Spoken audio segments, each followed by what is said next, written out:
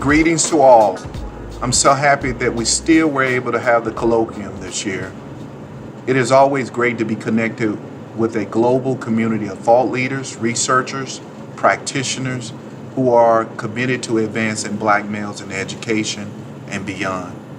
In the past, we have convened the colloquium literally all around the world, like United Kingdom, Jamaica, Bermuda, and Ireland, as well as many cities across the United States, like Milwaukee, Wisconsin, and Atlanta, Georgia.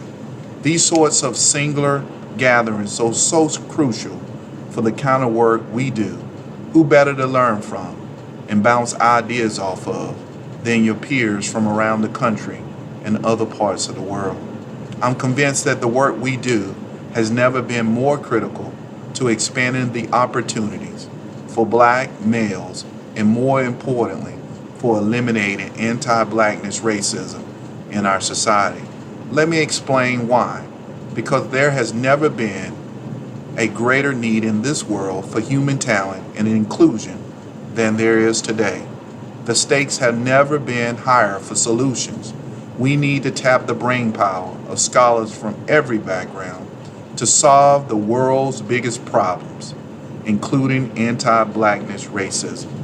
The greatest challenges that lie ahead, how to best to adapt to climate change, turn toward renewable energy, and feed an increasingly crowded planet will only be solved with the best minds from every zip code involved. Yet we face the stubborn and familiar adversaries of racial bigotry, seeking to divide us and block the road to greater human understanding and cooperation. Now more than ever, this country, or shall I say the world, needs those who can synthesize facts and learn across boundaries with empathy and understanding.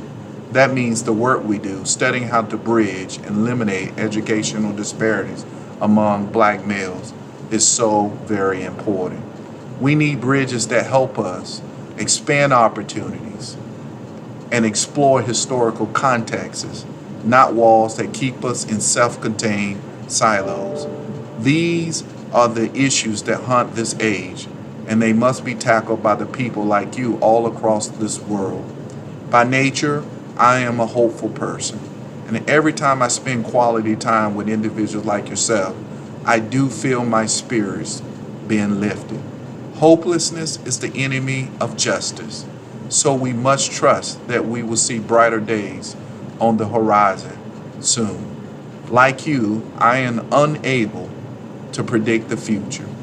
With the wrath of COVID-19 upon us, I'm unable to determine if we will be able to resume the colloquium in its original form as the past.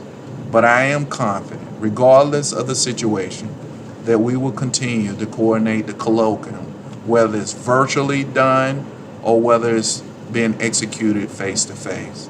In closing, I want to thank all of our presenters for being a part of our virtual journey, and thank all of the individuals within the We Lab as well as the Bell National Resource Center on the African American Male for making this event happen. Stay safe, and more important, always keep making excellence a priority. Take care.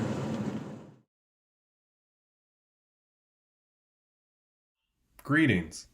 I'm Brian Burt, Assistant Professor of Higher Education in the Educational Leadership and Policy Analysis Department at the University of Wisconsin at Madison. I also serve as Research Scientist in the Wisconsin's Equity and Inclusion Laboratory, also known as the We Lab.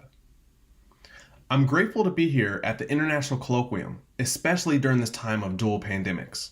Things are tough, but for me, the colloquium always comes at the right time. I've been attending the colloquium since 2014, when I first started my faculty career, and I've been fortunate to bring graduate students to the colloquium for a number of years. To me, the colloquium has always provided a safe, intellectually invigorating, intergenerational space where I leave feeling recharged and recommitted to advancing the work of improving the educational experiences and outcomes for black males. Just as an example, nearly every article that I've published was first workshopped at a past colloquium. The supportive feedback that I received from faculty colleagues, mentors, graduate and undergraduate students, practitioners, and community members, all in the audience, helped to strengthen my work and helped me to ensure that my work has broad applicability across audiences. In this sense, the colloquium has served as an invaluable incubator for advancing my ideas. In this regard, the intellectual and supportive space provided by the colloquium is unparalleled to any other conference or convening that I regularly attend. Naturally, this year's virtual format is different, but no less intellectually rich. This year's timely theme about the dual pandemics of racial uprising and COVID-19 makes it necessary for us to double down on working for the educational plight of Black people. Equally important, the state of the world makes it that much more imperative that we find creative ways to work together to support one another and continue the fight to dismantle the systems and structures designed to oppress us. That's, to me, what this colloquium represents, even in its virtual format. I send you well wishes and positive vibes as you continue working for equity and inclusion. Enjoy the remainder of the colloquium. If Black communities are more depressed than other communities, we have to look at why. African American males are among the most disadvantaged group in American society. They are much more likely to grow up in female-headed households, are less likely to have role models to help them in their development of what it means to become a man. In communities which are ridden with violence, violent behavior may serve as the model for what manhood is. As Black men, there's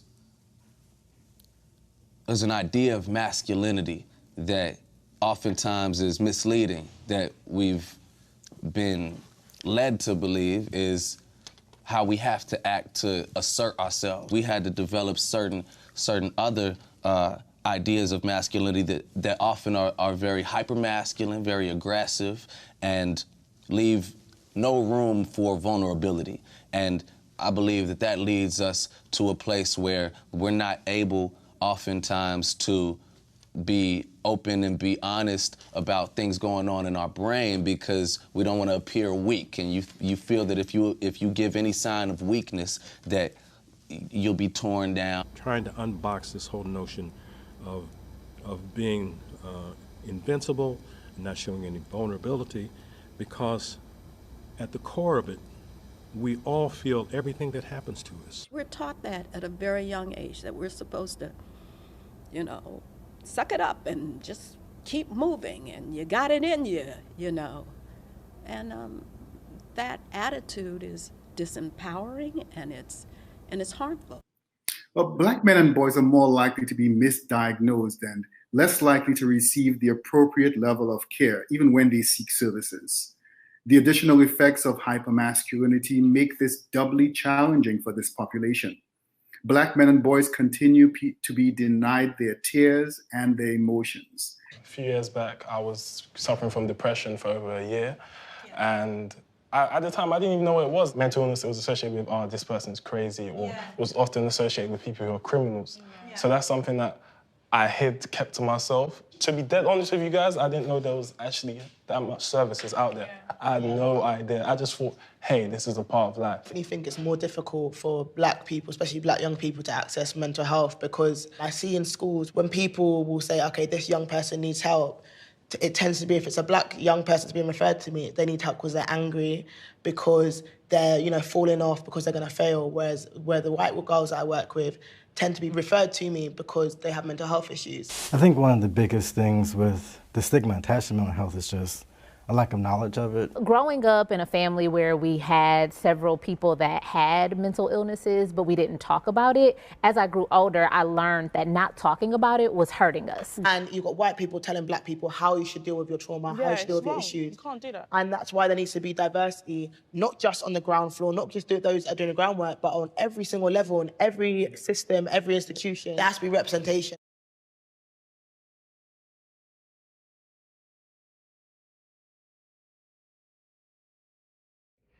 Hello, my name is Brandon Britt, and I am a program manager with the Office of Diversity and Inclusion Young Scholars Program and second year PhD student studying educational administration at The Ohio State University.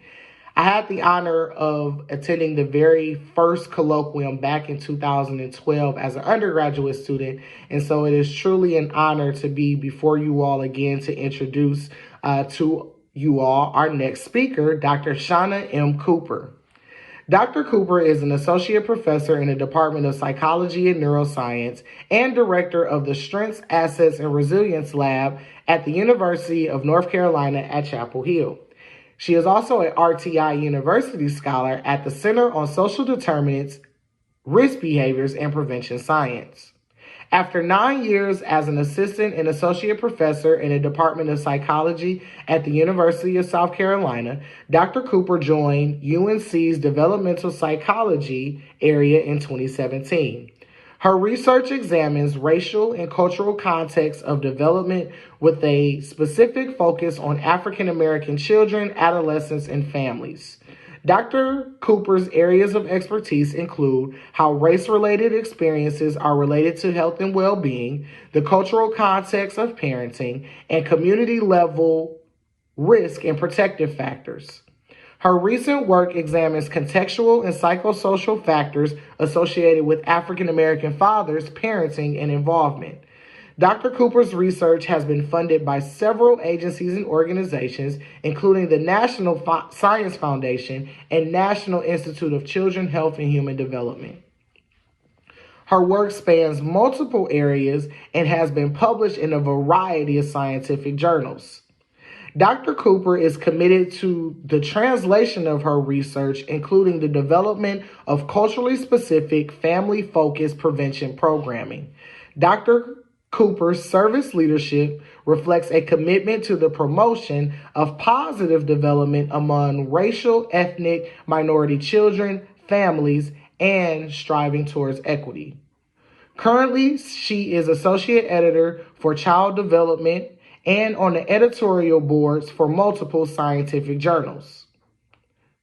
Dr. Cooper is a member of the Society for Research and Children Development's Equity and Justice Committee, as well as the Society for Research and Adolescence Consensus Committee and past chair of the Society for Research and Children Development's Black Caucus.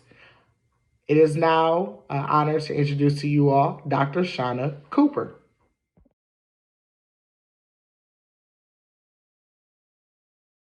Hi, I am Shauna Cooper, an associate professor in the Department of Psychology and Neuroscience at the University of North Carolina, Chapel Hill. I am excited to be able to share some of my work with ICBME 2020 regarding how we can promote positive well-being among Black men and boys, fathering and community engagement as critical context for health and development. Before I get into my talk, I wanted to provide a roadmap for today's discussion. I will first situate the well-being among Black men and boys, including both risk, promotive, and protective factors that impact well-being, but thinking about this from a lifespan perspective. Then also talk about intergenerational processes, as well as ways that we can harness community assets and strengths.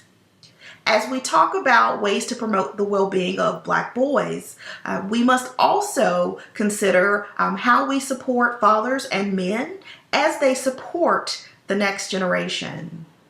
And given the current moment that we're in, these unprecedented times, I will talk briefly about well-being among not just Black men and boys, but what this means for Black families and communities more broadly, and also what this might mean beyond.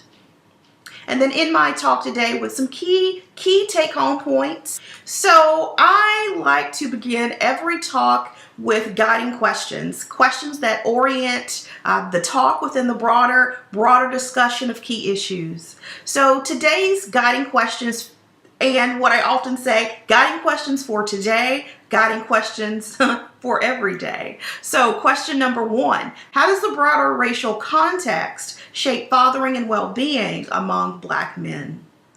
2, how might father figure relationships and community engagement operate as health promotive and protective factors?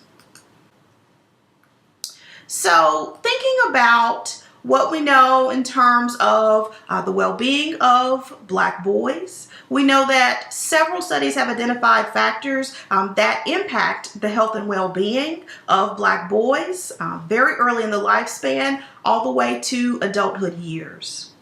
Some of those studies have indicated the impact of unaffirming and often hostile educational and learning spaces, as well as law enforcement hypervisibility and criminalization. Studies have also noted structural inequities, social and/or racial inequities that also have both indirect and direct impacts on well-being. As we talk about risks that have implications for well-being, health, and development of Black boys, we must also understand pathways to positive development. What are key strengths and assets, as well as key adaptive processes among Black boys and men. And also, as we talk about ways to promote positive development, pathways to positive development, we must also identify supports, spaces, and structures that foster what many call the brilliance of Black boys and young men. As we talk about ways to promote well-being, we must center the discussion and frame the discussion within a lifespan approach. And that a lifespan approach is critical to supporting the mental health, well-being, and positive development of Black boys, but it's also key for identifying social determinants or the roles of social determinants and their impacts across the lifespan.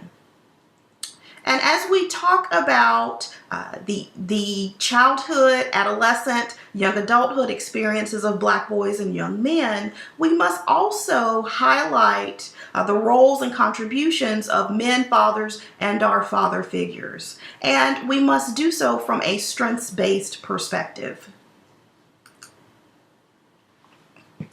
So as we continue to talk about how the broader racial context shapes the health, well-being, and mortality of Black men, we must also seek to understand how these experiences shape their parenting, both in terms of their ideologies and actual parenting behaviors. And the broader literature has talked about the impact of various levels of racism, structural, institutional, individual, and cultural racism, for example, and highlighting the quotidian nature of racial discrimination and microaggressions. And given this quotidian nature, we must again also understand what this means for Black fathers. And as we seek to understand how race-related experiences, race-related processes shape parenting, we must reflect their own voices and center their experiences. So as we seek to better understand ways that we can promote positive well-being for Black men and boys, we must also think about intergenerational processes.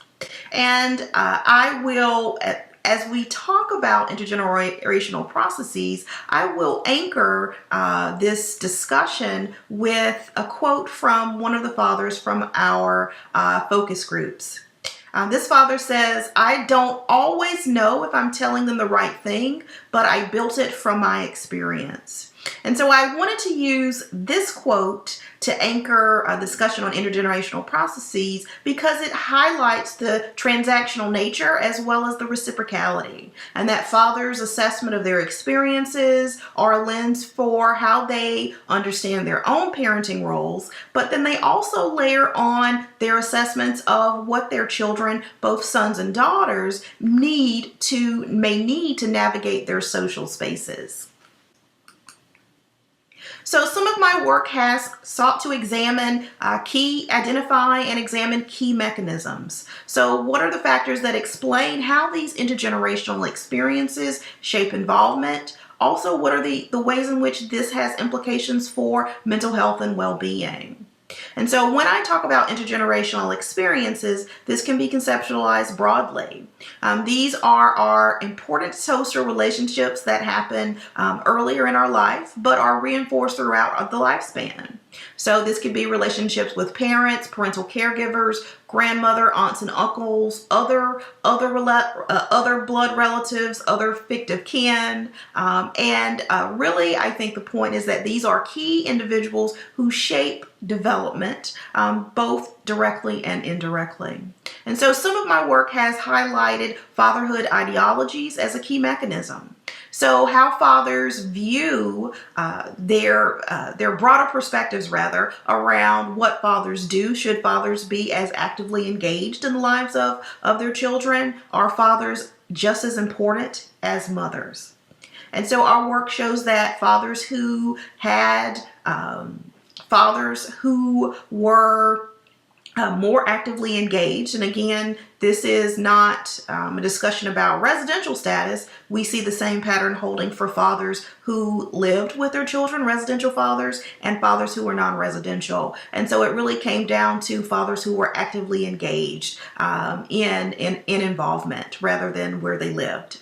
And so fathers that reported having fathers that were actively engaged in their life in various ways, communication, actual involvement, also endorsed more actively engaged fatherhood ideologies. And fathers who endorsed these more active engagement fatherhood ideologies were more likely to be involved with their children across various dimensions. And in fact, these fathers were what I consider to be multifaceted in their involvement. So not just doing activities, but being involved in school, being involved in learning at home. So there again speaks to how these active engagement fatherhood ideologies has implications for involvement, as it is a multi-dimensional construct.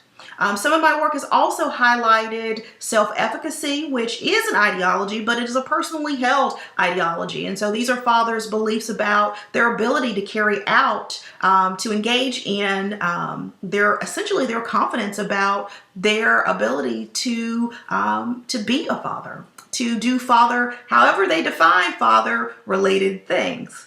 And so our work has highlighted that these intergenerational experiences also shape fathers' self-efficacy about their fathering role. And that we see that fathers who have greater self-efficacy report greater well-being, also with respect to more positive mental health outcomes. And so as we talk about sort of these broader ideologies, it's also important to account for race-related experiences and processes and what this might mean for fathers, how they make sense and how they make meaning around the fathering role, but also how do fathers interpret this in relation to being a Black father. So one way that we've asked this is this broader question. How might fathers' assessment of the larger social environment shape parenting concerns and involvement? And so some of our fathers have highlighted it in terms of safety and risk, but they've also talked about opportunities. So their awareness of opportunities in the environment for their children that will help them excel in school, to do well in other aspects. So our work, qualitative work, and we see this panning out in several of our samples of Black fathers and families, but that fathers note concerns about raising their sons and daughters. And today I will focus specifically on concerns for raising their sons. I can do almost an exact presentation with respect to Black girls. So that fathers have concerns for raising their sons, and that these concerns map onto strategies and engagement with their children, and that we're also seeing, linking some of our family data, so we have fathers, mothers, and adolescents who are reporting on some of these, is that it is linked to this engagement, is also linked to boys' well-being. And so as we talk about implications for Black boys and men, what we see is that fathers report strategic involvement, and that given their assessment of concerns for their sons, and what is needed to help them thrive, fathers begin to think about what their strategies will be to reduce risk, to increase safety, however they define safety and risk in their environmental context, but also ways to capitalize on opportunities in their communities and our social environments. And again, this speaks to not just the mental health and well-being of boys, but it also speaks to the well-being and mental health of fathers. And that fathers who feel more efficacious around developing strategies as well as engaging with their children are more likely to report greater well-being. So the figure on the right is really the culmination of all the many themes that our fathers noted in our many focus groups. And while I will not be able to go into detail in my talk today, feel free to look at the paper and see the various ways in which these concerns and strategies emerged. And again, I think it really highlights the complexity in which fathers are making sense of their role as fathers, but also Black fathers. So some of the prominent themes that emerged that are relevant for today's discussion is that fathers reported awareness and larger concerns around negative imagery of Black families, particularly the portrayal of Black fathers. And as they talked about engaging in their fathering roles, they also made the differentiation between their fathering ideology and their ideology with respect to being a Black father. So their roles as a Black father for raising Black children. And they did this primarily from a gendered lens. So differentiating between concerns for their sons and daughters, but also strategies to promote positive development and enhance well-being for their sons versus their daughters. So this is just a quick synopsis of the main concerns noted by fathers. So this fits, I think, very nicely within the existing literature. Fathers highlighted incongruent and unsupportive school contexts, risk avoidance and safety, and the importance of fathers and father figures, and the availability of fathers and father figures in the lives of Black boys. So this particular father, I think this quote really is a good example of the complexity of fathers' synopsis assessment of the broader social structure, their social environment, but also the ways in which they are thinking about helping their children navigate, and what they must do as fathers to help their children navigate these spaces. So this father says, I'm not going to read the entire quote, but he says, we have to guide our children in such a way because they can't. Particularly our sons and our daughters too, but particularly our sons. There are things that they just can't do that other kids can do and it be okay. Later in the passage he says, but I think it needs to be more visible that we do love them, that we can nurture them, and that it's important to connect with them emotionally, spending time with them, playing sports, doing whatever. And so again, this highlights fathers' awareness of the broader social structure, but the ways in which they are using collective strategies to help their children thrive, to promote well-being among their sons. So as we talk about fathers' assessments of what's happening with their children, the broader social structure in relation to their children, fathers often connect that to their own experiences. And so since our focus groups, we have seen this pan out in all of our survey data, and what I think is a very, very intricate way of how fathers' own experiences become a lens for how they make sense of their children's experiences, but also the ways in which they develop strategies and strategic involvement in the lives of their children. So one of our fathers talks about childhood experiences. And so this quote is, I think, a powerful reflection of how these early experiences shaped even his lens for what he should do with his children in terms of advocacy. So this quote is, and I was in the college prep class, the only black male in the class, and one of my white classmates was like, you know, you could be president one day. And before I could say it, one of my white classmates laughed and said, no, we can't.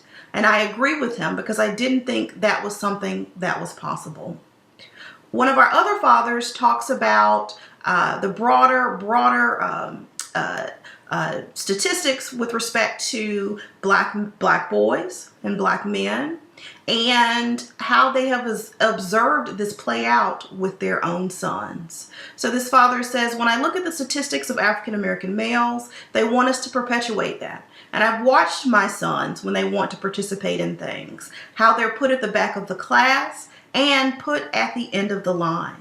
So fathers' awareness of the broader social structure, in this case, statistics, likely educational statistics as it relates to black boys, and what this means for his own son's experiences within his educational spaces. But I also think that their observation, I've watched my sons, also highlights how fathers make sense of their own experiences as well as their parenting experiences, as well as they help their children begin to make sense of their own experiences.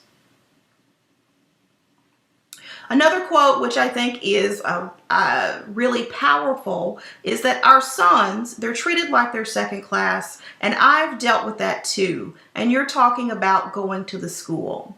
So this quote is an example of fathers' awareness of their experiences of their sons in educational spaces. And also this father noted that he also dealt with this. And he finishes the quote with advocacy in action. And he says, and you're talking about going to the school. So meaning that he's aware of these issues also happen to him, which means as a parent, he must advocate and act in a way that will ensure that these things do not continue for his son in his school context. So again, fathers' own race-related experiences can be a lens for interpreting the experiences of their sons. And as we see in some of our current work and current survey data, is that coping appears to be an important mechanism for understanding these impacts. So how fathers cope with their own experiences and how these coping strategies enhance their engagement, their involvement with their children. And that some of our qualitative data suggests that fathers who had not fully coped with their own racial traumas had difficulty discussing these issues with their children, particularly their boys. And so we see that coping and the race-related experiences themselves can profoundly impact fathers' own stress and well-being. And that coping, again, thinking about how this connects to self-efficacy, could also have implications for fathers' involvement, right? So fathers who may not know if they're saying the right thing, or not wanting to say the wrong thing. So again, thinking about how this may manifest in a parenting and or intergenerational context. So quickly, some of our work has sought to think about the intergenerational transmission of coping via parenting and involvement. So I'm not going to go over all the specific findings, but one of our recent papers in the Journal of Applied Developmental Psychology, one of the highlights from that paper is that fathers who employed a more varied and diverse coping skill set reported greater involvement with their sons. And I think it's notable that this was in relation to school involvement, being able to advocate for their children in educational spaces, being able to talk to their teachers, advocate with the principals, meet with teachers, but also how they talked about race and culture more broadly. So, as we talk about intergenerational processes, how fathers make sense of their fathering roles, how they think about this within the context of their own race-related experiences and the experiences of their children, we must also extend this out to the broader community and neighborhood context. And what I often think and refer to this as is harnessing community assets and strengths. So how I anchor and connect this discussion with the previous discussion is a quote from one of the fathers who participated in another one of the fathers who participated in our focus groups. And this father says, "We are not going to let you fail. One of the things that me and my wife do is if you come into our house, you are a part of our family, and we're going to treat you the same way we treat our kids." So the reason I use this quote is that it highlights fathers' agency and efficacy in engaging in a mentoring role as an important other, not for his children, but for children who reside in his community. And that there is a commitment to not just clear commitment to parenting the same, treating them the same way they treat their own children, but also extending this to other children in their community and neighborhoods. And again, thinking about this father's role as a community asset. Not just a father who is committed to parenting his own children, but the extension and agency in seeing the transformation or transformative elements in mentoring youth within their community. So we know in the literature that community assets, social support are key adaptive cultural coping strategies. And the broader literature focused on African American or Black samples has shown this both with adult and child populations. So the literature specific to Black boys has found that community assets and social support are both promotive and protective. Being related to positive well-being and school outcomes, adaptive racial identity, as well as social political engagement and empowerment, as well as decreased risk behavior. These again are promotive, community assets being directly linked to positive outcomes, but we also have seen in a number of studies that they're protective within the context of stressors, other neighborhood related risk, but also within the context of racial discrimination. So some of my work has I think fits nicely in that discussion and highlights the role of community assets and mentor presence in the life of Black boys. And thinking about this both in a promotive and protective role. And so what we found in this study is that community and neighborhood support were associated with greater psychological well-being among Black boys. We also found that mentor presence was protective within the context of discrimination. So for boys who reported not having a mentor present in their lives, and we found this after controlling for a number of demographic factors, household, family factors. And that boys who reported not having access to a mentor, discrimination was associated with greater number of school suspensions. We saw a similar pattern for school engagement, such that boys reporting not having a mentor, discrimination was related to less school engagement. So I think also, and I'm not able to present all of the findings from this particular study, but what it suggests is that community factors are uniquely associated with outcomes for Black boys. Our study found exactly that. And that community support, mentor presence were uniquely related to well-being and school outcomes for Black boys. We also looked at girls in this sample, and another set of factors were promotive and protective for girls. In fact, father-daughter closeness emerged as a protective promotive factor for Black girls in our sample. So some of my work also has identified mechanisms. In this specific example, empowerment beliefs. So what are the ways that community factors in this specific case, community involvement? What are the ways in which, or what are the mechanisms that explain how community involvement and engagement are related to youth risk behaviors? And so what we found is that Black youth with greater involvement and engagement in their community, so participation in formal and informal community involvement, those youth reported greater empowerment. So empowerment is also efficacy in some sense. So these youth felt that they had more control over change in their communities, and youth who perceived that they had more control over changing their community or changing the world were less likely to engage in sexual risk behaviors. We didn't find the same pattern for substance use, but this study, I think, highlights the ways in which community involvement can have indirect impacts on health outcomes for Black youth. And I think also it contributes to the larger discussion regarding the importance of accessible and sustainable community-focused activities for youth.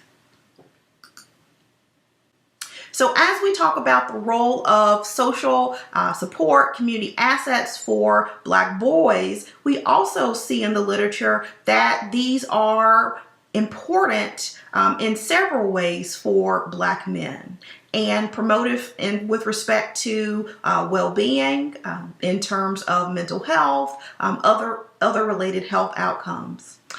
We've also seen, and not just in the broader literature, but some of our own work, that men who are mentors, who identify as role models or social fathers in their communities, as well as being engaged in their communities, their engagement in those activities allow them opportunities to self-reflect, to cope, to process their own experiences. And so if you remember, this is something that played out with our fathers, and that as they come to understand their children's experiences, they also begin to make sense of and reflect upon their own experiences. We also see in the literature that engagement in both mentoring and or community engagement expands social networks for Black men, which we know is related indirectly to well-being outcomes. We've seen links to empowerment, efficacy, as well as increased general well-being, psychological well-being, but we've also seen ways that this fosters physical health, so physical activity, both formally and informally. So meeting people in your social organization or your mentoring group and engaging in physical activity, for example. But again, there are various ways in which these relationships indirectly and directly can have and have shown to have impact for Black men. So as we talk about how we can support and promote well-being among Black boys, there are some just what I consider important considerations for how we support men and fathers, social fathers, mentors, as they support the next generation. And I think about this thinking about this as a multi-pronged approach. So acknowledging not just how fathers, social fathers, mentors, other important others engage with youth, right? So thinking about the quality of those interactions, but also thinking about what this might mean for the mentors or role models or father figures' own process as part of engaging in this relationship. Also, an important consideration is to think about both informal and formal structures. And as I said in the beginning of my talk, thinking about this from a lifespan and intergenerational perspective, and that what are the ways in which we can foster individual, family, and community level strengths and assets. And again, thinking about this as a reciprocal transactional process, as that, yes, we know that Fathers, father figures, social fathers can have impact on youth, but we also know is that youth experiences, youth in terms of their interactions and responses in these social interactions can have profound impacts on the mentors, the important others themselves.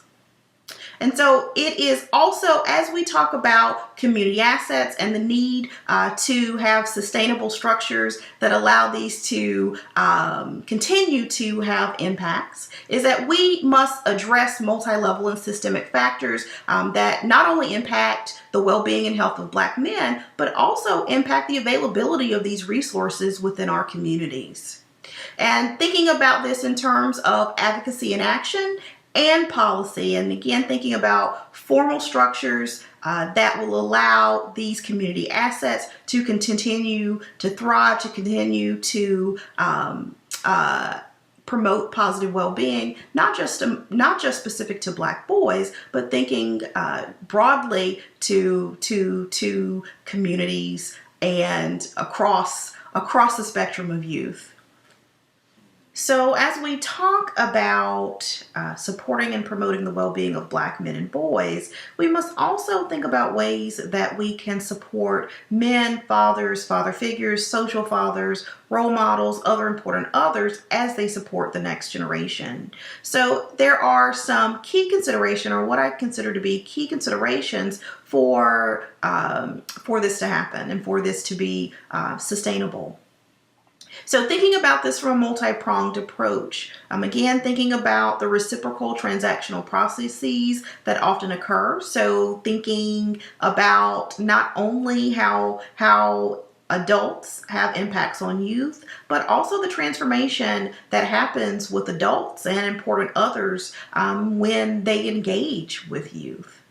And so thinking about not just the mentoring relationship, but also what this might mean for one's processing, one's coping with their own experiences.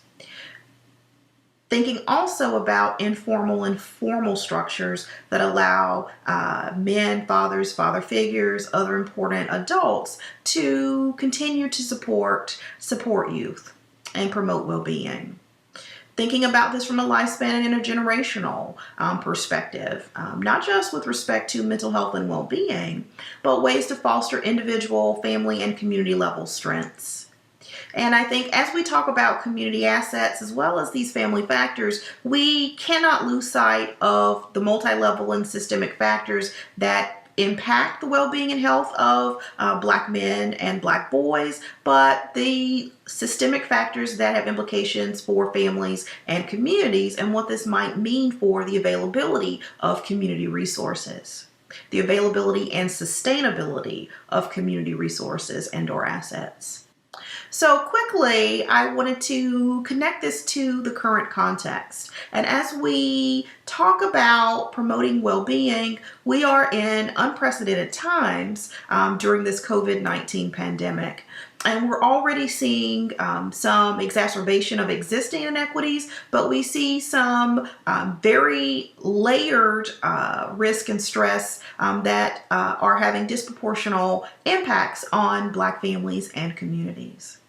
And so some of our data that we collected in the summer highlights just this. So we collected data from a national sample of Black fathers across the United States in June or July, which it was a period of increased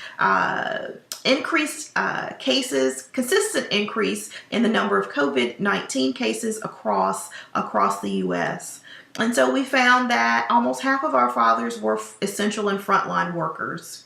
Also, 30% worked in contexts that were considered high risk for contracting COVID-19. 30% also reported living with someone who also worked in a context that was high risk. Almost 30% of our fathers noted that at least one individual in their household had significant income loss during the pandemic. We also see that 34% of our fathers reported a personal COVID-19 diagnosis, and roughly 2 out of 10 reported a close relative, a spouse, a partner, a child, or a parent who had also been diagnosed.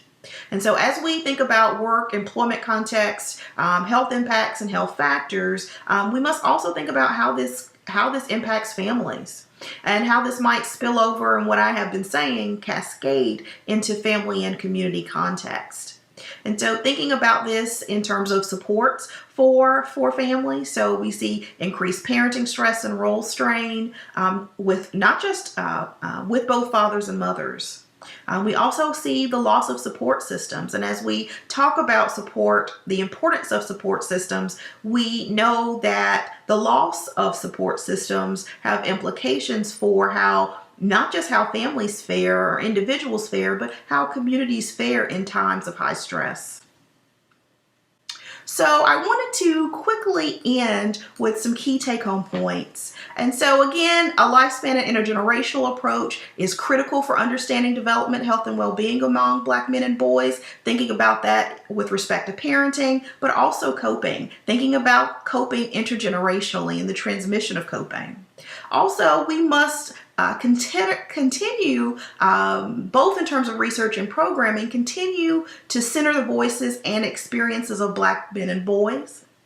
We must also think about fathering as a context for men's health. And again, we've talked about involvement in terms of impacts on children, but we are also seeing and have seen for quite some time in the data that parenting is transformative for many men, particularly men who feel efficacious and feel supported in this role. So thinking about how programming and policy can help to formalize some of these support structures, but also reflect the specific needs of Black fathers. Also, thinking about spaces and structures that support Black men as they support the next generation. And again, this goes with centering the voices and experiences. And as we think about programming or formalized structures or informal structures, we must also reflect their realities. So not just thinking about themselves as fathers, but we've seen time and time again in our data and several studies that fathers are constructing this role as a Black father who is raising a Black child, and that their negotiation of this role is very much so rooted in the broader race-related context. Thank you for inviting me to share my work at ICBME 2020. If you'd like to learn more about the work happening in my lab, the Strengths, Assets, and Resilience Lab, or the STAR Lab for short, please visit us at thestarlab.org or find us on Twitter. Thank you.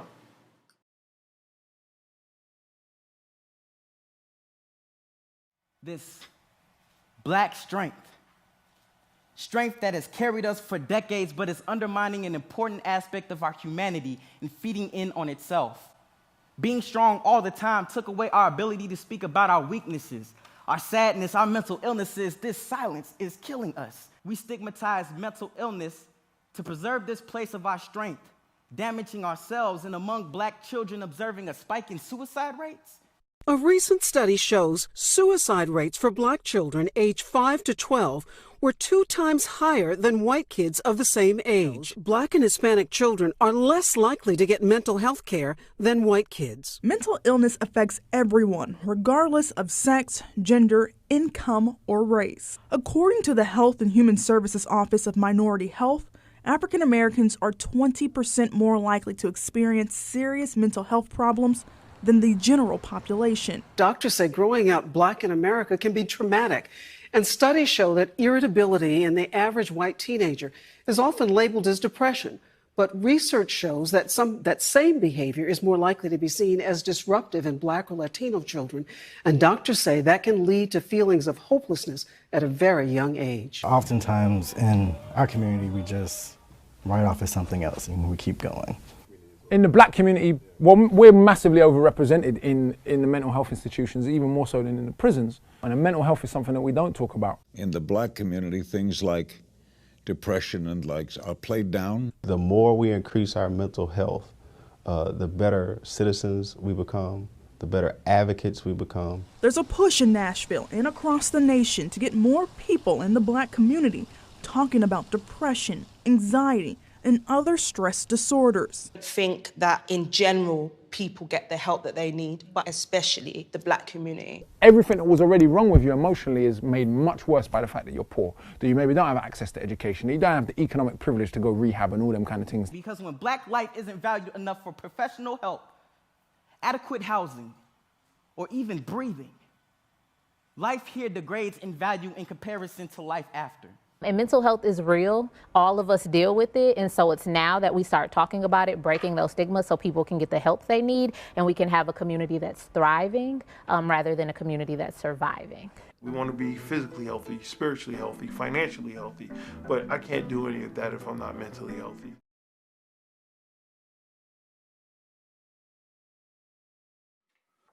Greetings. My name is Dan Thomas, and I serve as the Program Director within the Todd Anthony Bell National Resource Center on the African American Male at The Ohio State University. It is my distinct pleasure to introduce one of today's keynote speakers, Dr. Rheeda Walker. Dr. Walker is a licensed psychologist and award-winning professor of psychology. She has published more than 60 scientific papers on the psychological risk and resilience in African American mental health. Dr. Walker has been cited in or appeared on highly respected platforms such as Good Morning America, The Washington Post, Los Angeles Times, and the Houston Chronicle. She has a recently released book titled The Unapologetic Guide to Black Mental Health. I present to you Dr. Walker.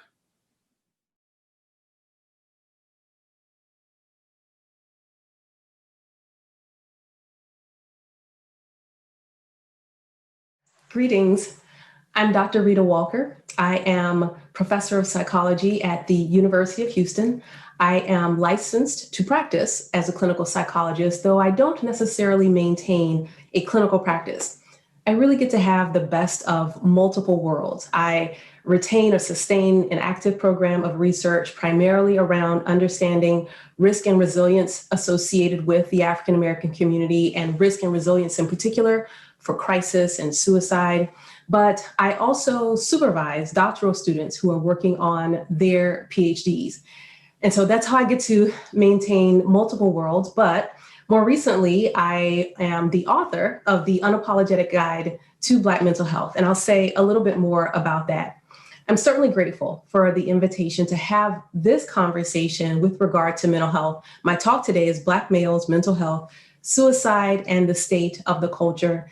And I'm glad that in this context for the International Colloquium on Black Males in Education, that there is space in particular to talk about mental health.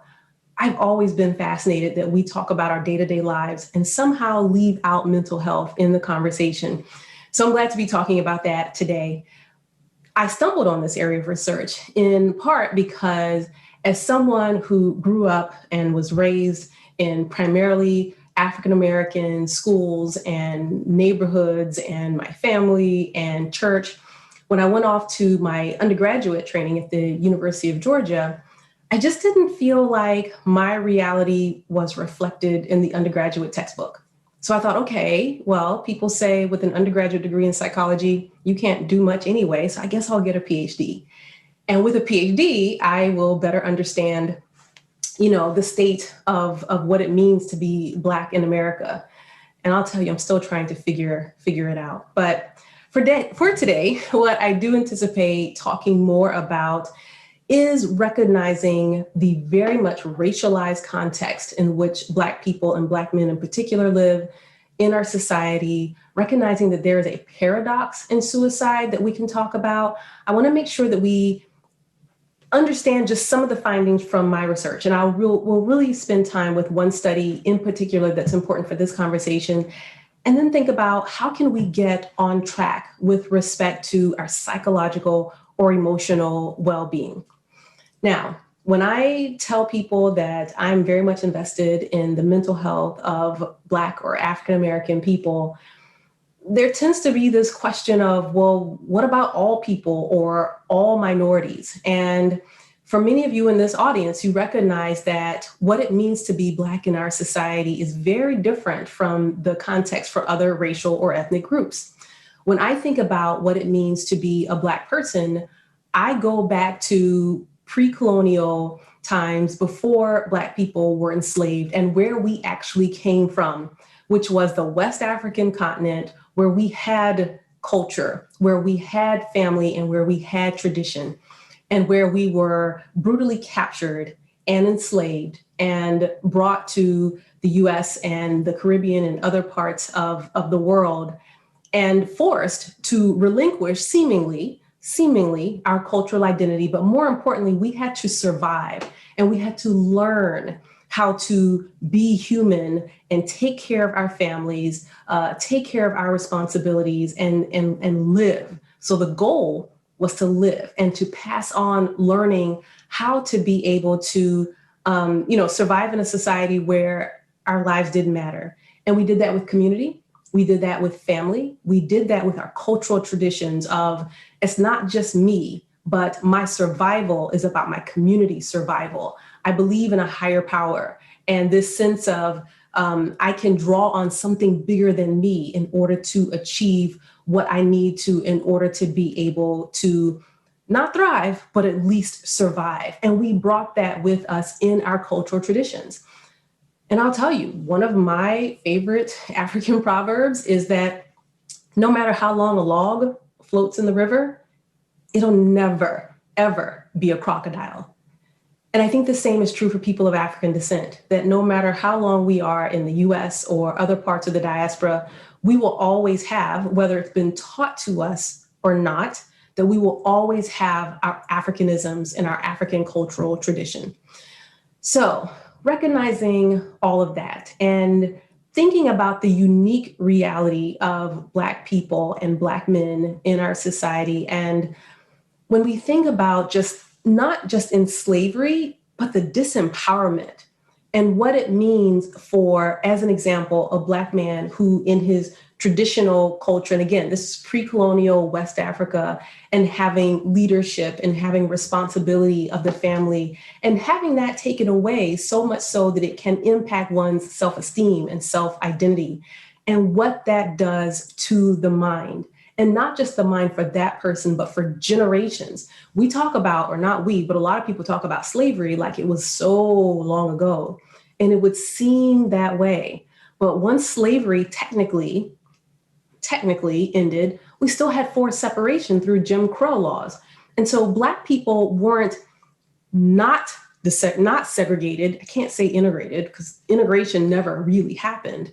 But we did start to intermingle more until relatively the last generation or generation and a half. And so when we think about what it took in order to be able to endure that and where we are as Black people now, we can't diminish the impact of that. Overwhelmingly, Black people have been exposed to violence-related trauma, and not just, in the time of slavery, but as we know, police-related trauma. And so the persons who are supposed to be protecting Black people are instead killing Black people. And what does that do to the psyche and to the mind? We know the statistics show that the vulnerability to developing trauma symptoms, and specifically post-traumatic stress disorder, is high. The severity of the symptoms are high. And because of understandable mistrust of psychological symptoms, getting help is harder to get. And there aren't as many providers, as an example, who are Black or who look like the person who needs the help the most.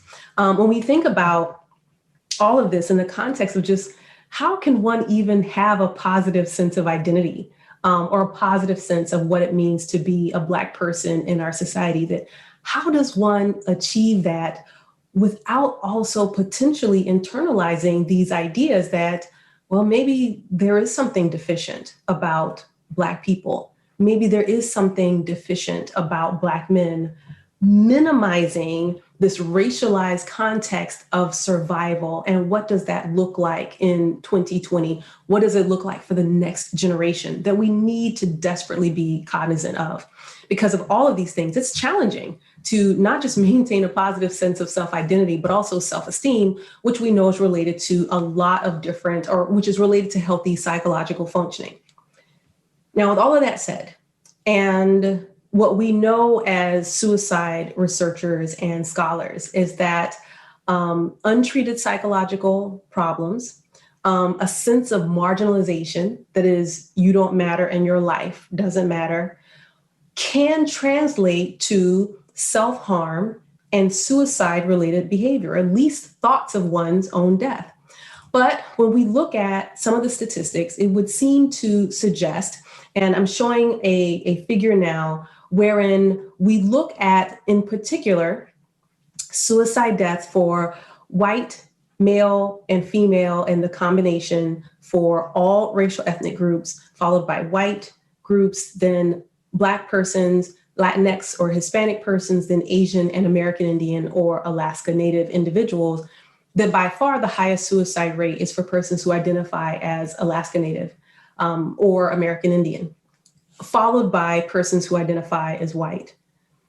Given all of what I described and the history that people of African descent have experienced in the US and elsewhere in the diaspora, we would actually expect for the suicide death rate to be considerably higher. And that's where part of the paradox comes in, that despite lack of access to mental health care, despite overexposure to race-related trauma and underexposure to mental health treatment or adequate mental health treatment, we don't see the suicide death rates that we would necessarily expect in the African American community.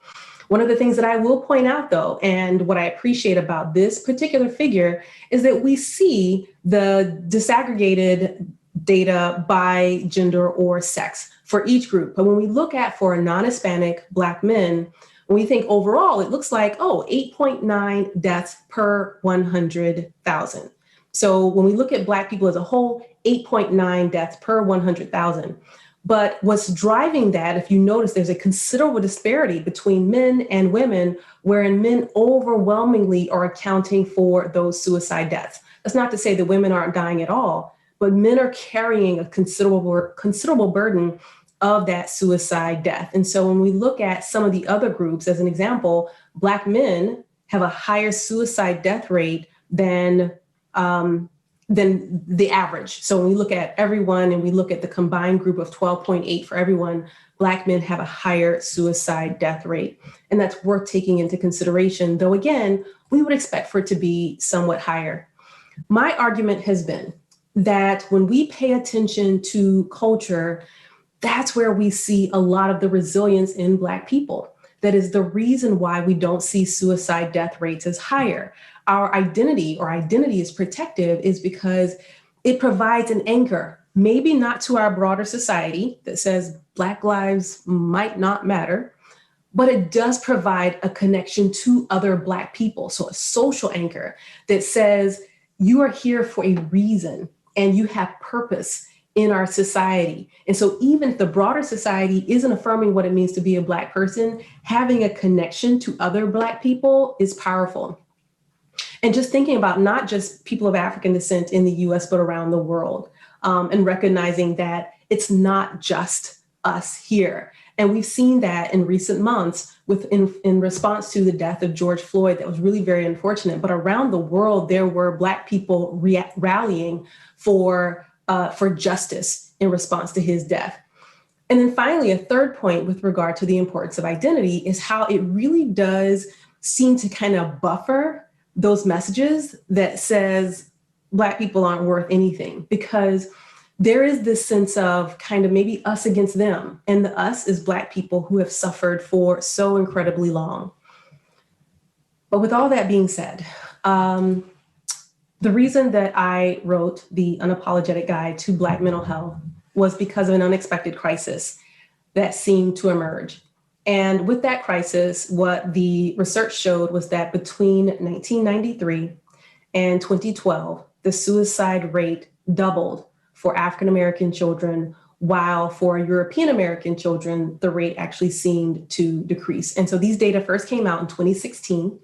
And I was actually hoping, well, maybe it's just a blip on the screen. Maybe there's something strange going on here. And the data duplicated a couple years later. And what that said to me, as someone who's always been invested in understanding the risks and the resilience, was that maybe the resilience is eroding. Because at the end of the day, we do have some differences. And I think it's important to be aware of some of the statistics with regard to suicide for African Americans that makes it look a little bit different from that of other groups. Many may not realize that suicide is in fact a leading cause of death. And in particular, it's the third leading cause of death for African Americans aged 15 to 24 years old. When we look at suicide deaths for Black men in particular, it peaks at age 24, that age 24 or 25 to 44 age range. And that's important because if I could just draw my illustration here, when we think about suicide for, say, white or European American men, as age increases, so then does the suicide death rate. So starting at 0, younger ages, as white men age, the suicide death rate goes up. For Black men, the suicide death rate peaks about younger age, middle age, and then starts to go down. And when we think about someone who's, say, 30 years old compared to a white man who's, say, 65 years old who's dying by suicide, the risks likely differ. And it's worth understanding what is it that's going on in that early adulthood, in those teenage years, and even for our children.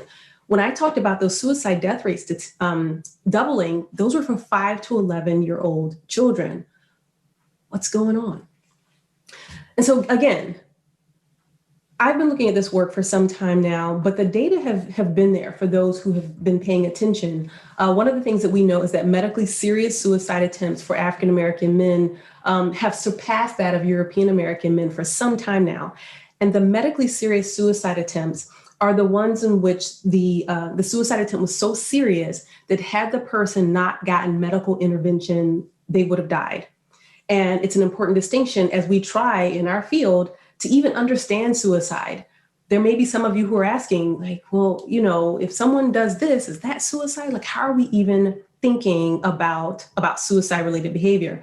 But before I move forward, I also want to mention that we do at least have some preliminary data or some preliminary statistics that would suggest that the risk factors aren't consistent. So the last point that I want to make on this slide is that drug use has been cited in fewer deaths for Black than for white, including Black and for white males preceding their death. So when toxicology reports or tests have been conducted, Black men were significantly less likely to have positive toxicology reports for any kind of drug. And some of you probably do realize that we have less actual substance abuse, despite what the media might suggest. We have less substance abuse, and it seems to have a much more delayed onset. So whereas some white kids might start drinking and using drugs earlier, we see a much more delayed onset for Black folks. But it's interestingly because we have more problems and challenges associated with that substance use. This question of suicide and what exactly is it? And imagine a scenario where a young Black man, let's say he's 19 years old, has gone off to college, and his high school sweetheart that he'd met in middle school breaks up with him. And he's so distraught by this breakup that he just feels like, I can't do this anymore. I'm so over it. And he takes a near full bottle of Tylenol PM. He just can't take the pain. He just got to remove himself from the pain and the hurt. And he's like, I just can't take it anymore. And he takes this full bottle or near full bottle. Is it a suicide attempt? Some might say, well, yeah. And some might say, I don't know. And some will say, well, no, it's no, for all sorts of reasons. But the definition of suicide that makes it challenging is that it is a death from injury, poisoning, or suffocation where there is evidence, explicit or implicit, that the injury was self-inflicted and the person intended to kill themselves. And herein lies the challenge of this work. That is, if we don't understand what was going on in the mind of the person and whether or not they intended to die, then we just don't know. And unfortunately, we have a lot of challenges with regard to understanding or even reporting and tracking suicide deaths, because oftentimes, unless we have some new mind reading skills, or if the person wrote a note, but there are relatively few notes, despite what popular TV shows would suggest, we don't always have access to suicide notes.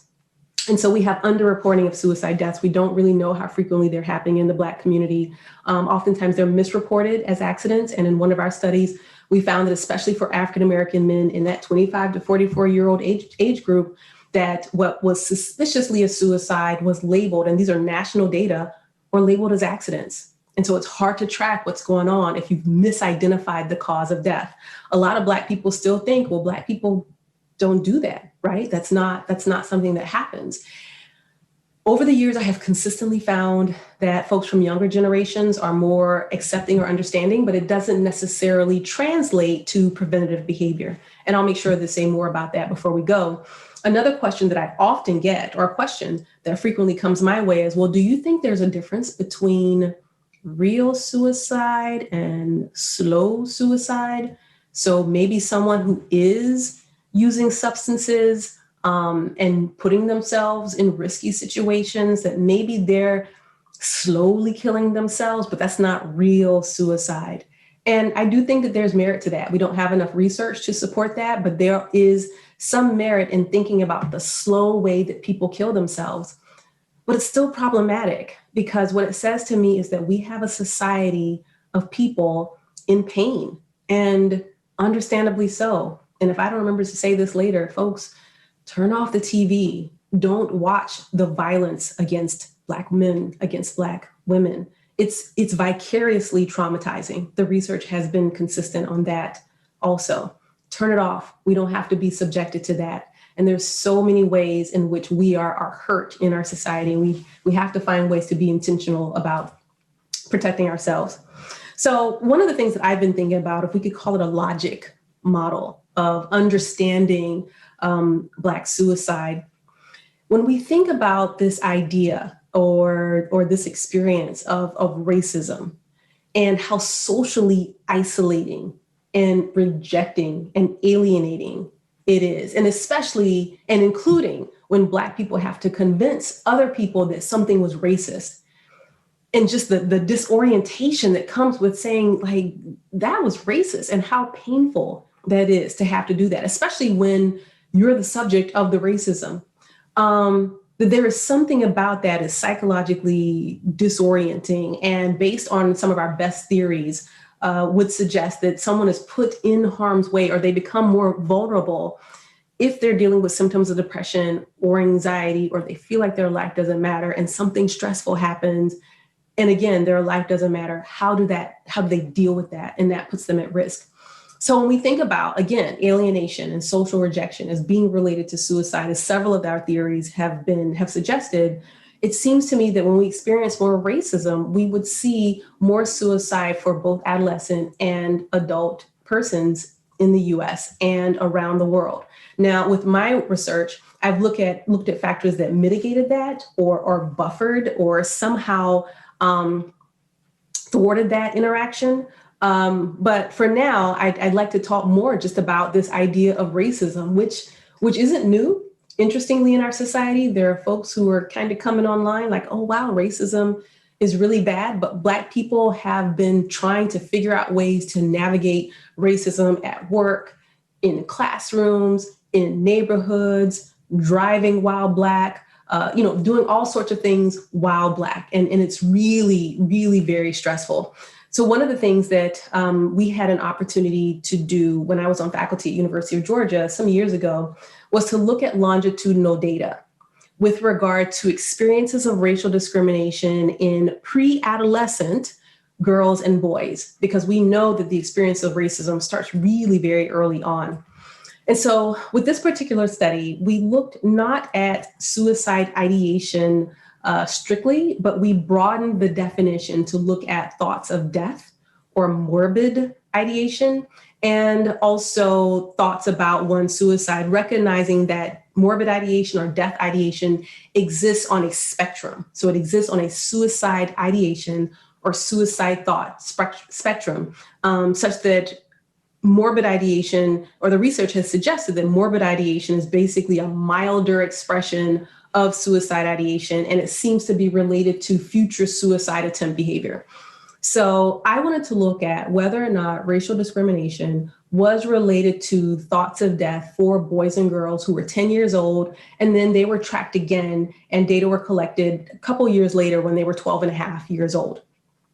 A lot of what was accounted for, and actually let me just make sure that I explain that when we asked these young children about racism, as an example, they were asked questions like, someone said something insulting to me because I'm African American. And so they were asked about this, in stores or at school, and that this happened in a number of different places. One of the things that was interesting and very intentional about this study is that we accounted for stressful things happening. So we attempted to account for whether or not a friend had moved away, or whether or not someone close had died, or whether or not they were having trouble in school. And so we asked all these questions as an attempt to account for a lot of bad things happening. And so when we asked about their thoughts of death, we asked two questions. The first was, in the last year, was there a time when you thought seriously about killing yourself? And the other was there a time when you often thought about death, or about people who had died, or about being dead yourself? So those were the two questions that we asked that was important with regard to assessing suicide and death ideation. And that was important because one of the things that I have found is that we have to be very thoughtful about how we ask people about their thoughts of death. Do you know how you would die if you died? And one of the things that we found was that certainly 63% of those children had no thoughts about suicide or death in any form, 63%. But about 2.5% actually thought about their own death and about dying. That was 17 children, and more than 200 children thought about death. Now keep in mind, children thinking about death after having controlled for all sorts of other stressful things happening, there was an association, and actually I'm getting a little bit ahead of myself, but there was an association between those children having experiences of racial discrimination and thinking about death. And thoughts about death in a 10-and-a-half-year-old doesn't seem like a direction that we want to go in. It's something that we want to pay much more attention to. The primary mechanism, and especially for Black boys in the sample, was anxiety. So sometimes we talk about experiences of depression and what depression looks like. And we think that if someone is sad or mopey or maybe not wanting to be bothered, that could mean that someone's vulnerable. But in these particular data, what we found was maybe it was more so worry and fear. It was anxiety that was the mechanism by which racial discrimination was related to thoughts of death. And so imagine, growing up Black in this society and recognizing what that could mean, that someone would understandably, or a child would understandably have some hypervigilance about what it means to be Black. Unfortunately, we found a longitudinal association. So we asked those children at age 10 about their racial discrimination, and we asked them at age 12 about their thoughts of death. And so we were able to track over a couple years and find this association. And it's important for us to be aware of this because these youth grow up to be teenagers and young adults. And we've seen the heightened suicide death rate for those aged 25 to 44 and where it peaks. So what do we do? Just getting back, for me, thinking about basics and how Black people have endured so incredibly much in our society. And when I say getting back to the basics, that is understanding who we are as Black people and little Black boys having a sense of pride in what it means to be of African descent. I imagine that many of you have seen movies whereby the main character is lost, doesn't quite have a sense of, who they are, and they're trying to figure it out. They're frustrated. There are people around them saying, well, this is who you are. And there's this sense of rejection of just like, well, no, that's, for whatever reason. But then the person becomes the hero when they recognize who they are and they connect with the power that's within. Understandably, in our society, Black people have been forced to assimilate and adopt a foreign culture that is not intrinsically who we are. and constantly just trying to navigate what all of that means.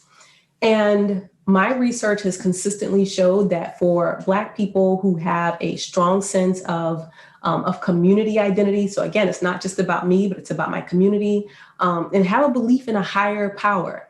And so I'm not on my own in this thing. I've got help.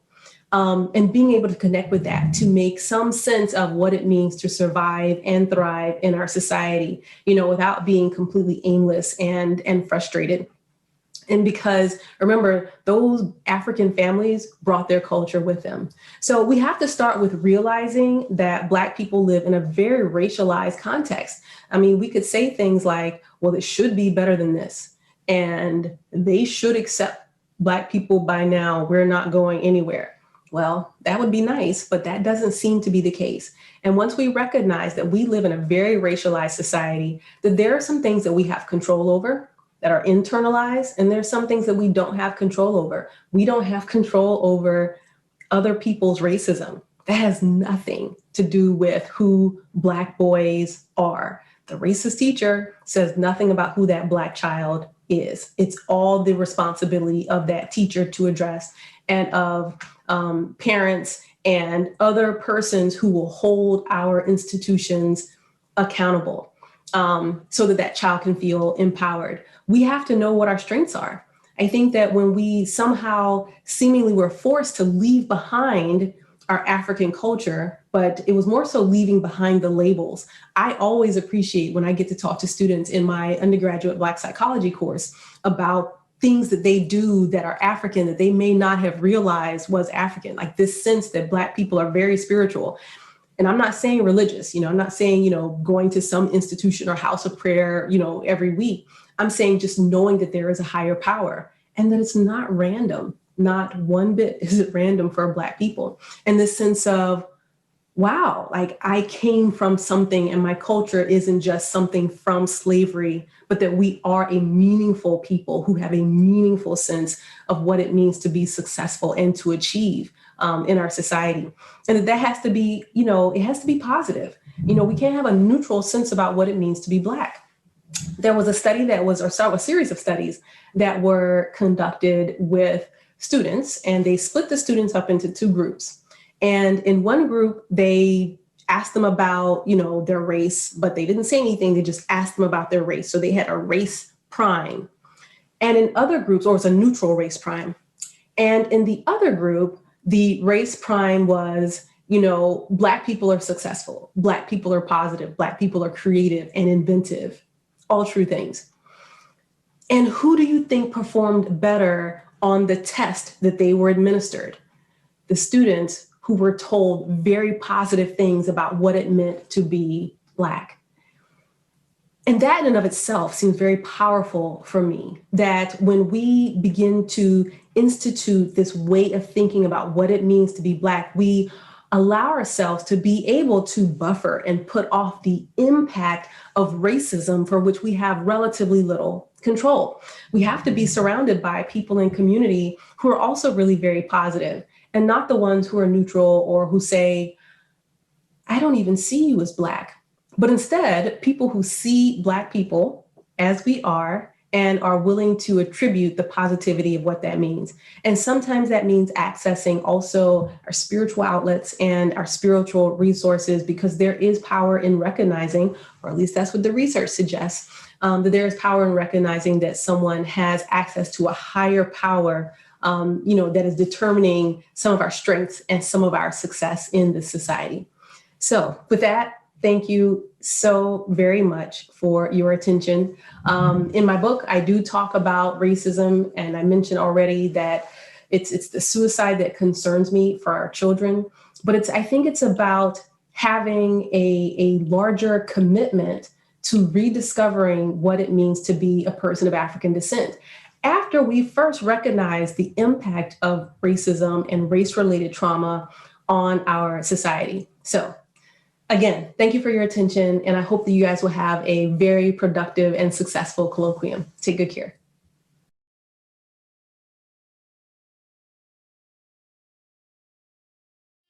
Tim Eatman here.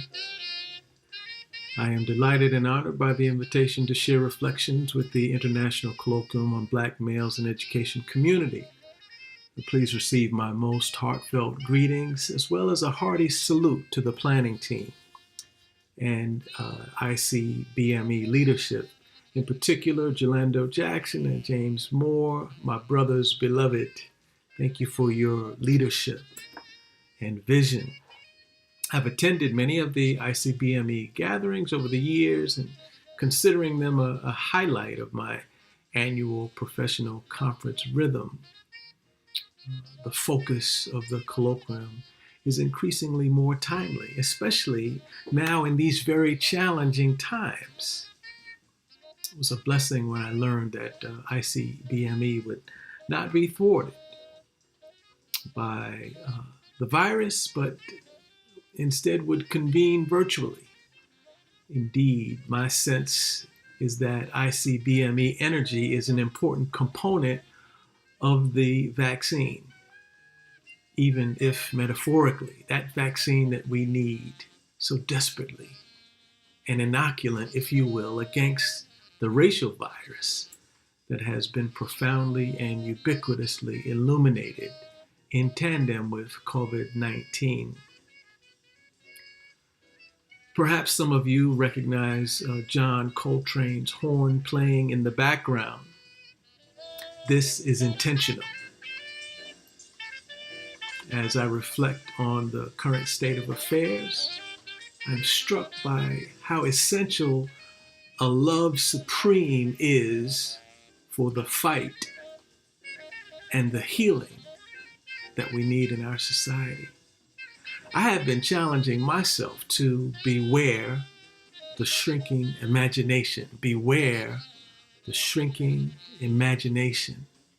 Pervasive sickness, death, nihilism, division, and strife can confuse and lure us away from a place of prophetic imagination and hope.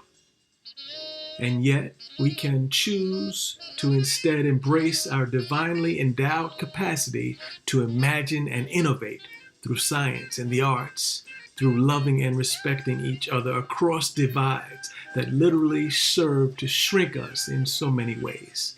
So ICBME community, I'm glad to be a part of a community like this, where an ethos of temerity abides. No matter how great the challenge, we walk in the legacy of so many greats who expect that we will rise to the challenge of consistent, rigorous, impactful knowledge production as publicly engaged scholars. As we continue along this way, let us remember to be true to ourselves, to take care of ourselves, to take care of ourselves. I close with an embarrassing revelation about my own shrinking imagination. After about the third or fourth time watching the literal murder of Brother George Floyd, I realized that I had observed his uncouth demise without flinching or even looking away. And that clearly my humanity is being compromised by not allowing myself to really understand and deeply connect with the depth of the challenges that we are facing, like state-sanctioned violence against Black and brown bodies. I watched the entire funeral of Brother Floyd until the tears started to flow. I could remind myself of the need to connect to my own humanity. Let us, as we think about the needs of support in our community, return again and again to a prophetic imagination that pivots on a love supreme. So excited to be with you. Walk in victory.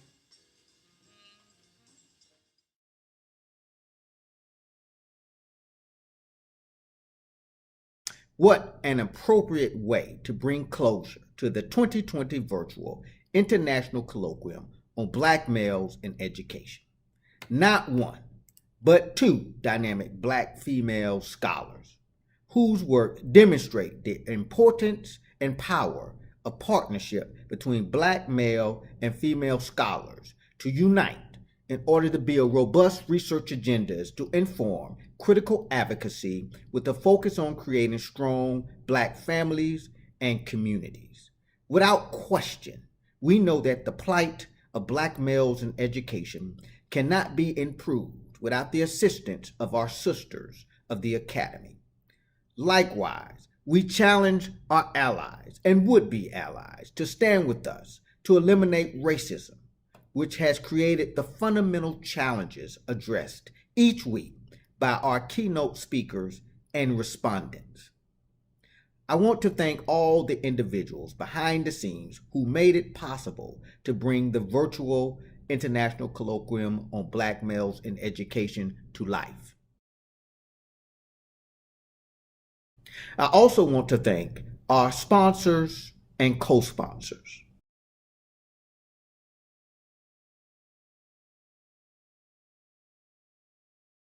We do not yet know what format the International Colloquium on Black Males in Education will be delivered in 2021, but we will commit to continue our journey together with you to chart new possibilities for Black males in education.